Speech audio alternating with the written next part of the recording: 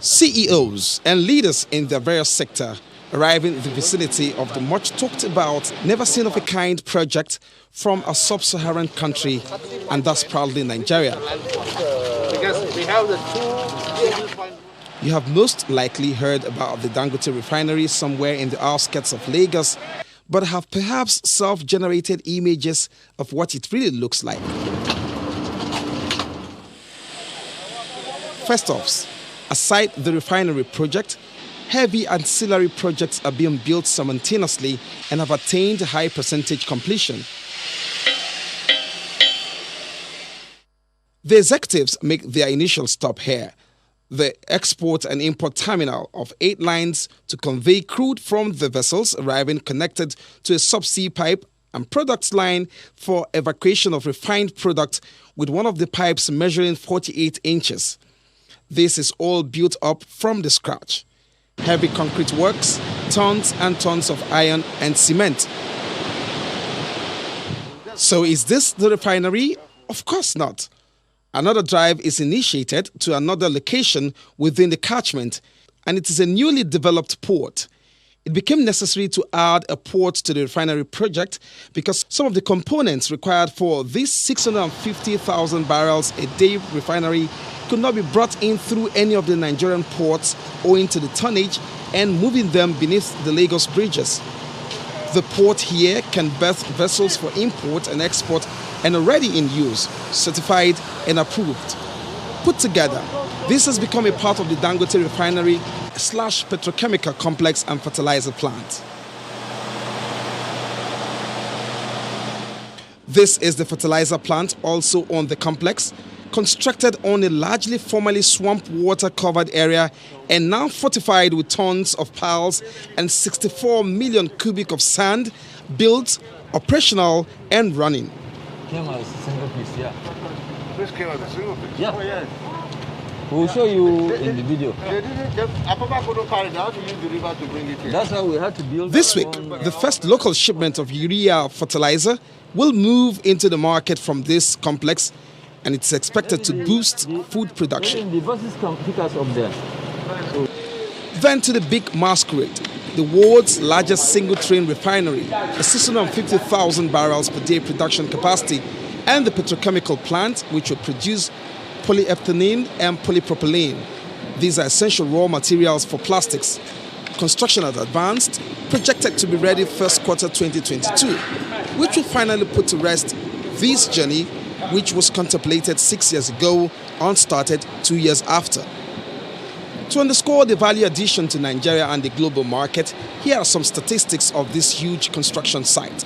The petroleum product from the refinery is calibrated for the Euro 5 quality. The refinery is designed to process large variety of crude, including many of Africa's crude, some Middle Eastern crudes, and US light tight crude. It's also expected to maximize gasoline by 55% production capacity compared to 22% of current refineries. For fuel requirements in Nigeria, when compared to products from the Dangote refinery, output from refining here is projected at 57 million litres of gasoline against 33 million daily demands, which represents a surplus of 24 million litres per day. Kerosene will stand at 11 million from Dangote refinery against 8 million daily consumption. That's a 2 million litre extra.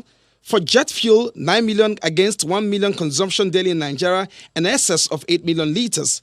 For diesel, 27 million production, 10 million required, an excess of 17 million. So a total of 103 million various derivatives of petroleum products will be produced here. The four-time caller to this complex, who has seen the various developmental stages, feels fulfilled. Based on agreement and discussions with NNPC or with the oil companies, that he could buy his crude in Naira, well, sort of, I would say, anchored to the plat, right, and refine it and produce it for Nigerians' use in Naira. So that is where the element where FX is saved for the country becomes very, very clear. The media powerhouse executive aligns with economic gains and prospects. Haven't gone round this 5 hours or more. One is really speechless. All you can say is that, God bless Aliko Dangote, because this is going to impact on the country and the foreign exchange. It's going to impact on Nigerians. It's going to impact on the economy positively. He saw it before we all did. Aliko Dangote. Go to some of these beaches, you see massive line of ships, especially at night. All those ships that are just carrying petroleum products, be it gas, be it diesel, so they are here capturing the market of Nigeria and other, West African countries. And all that will stop. Certainly. Okay, all that will stop. Nigeria now is not going to, you see, because if you look at it now today, once you say that it is November, NMPC's, PPMC's focus is let us make sure that there's no shortage during Christmas. It's not going to happen. Okay, so people who are tying down their money, okay, all the economic activities of petroleum products will now remain internally in Nigeria. In the line of sight is the tape curtain to climax all of this. We are told the days behind are the longest. Olu Phillips, Channels Television News.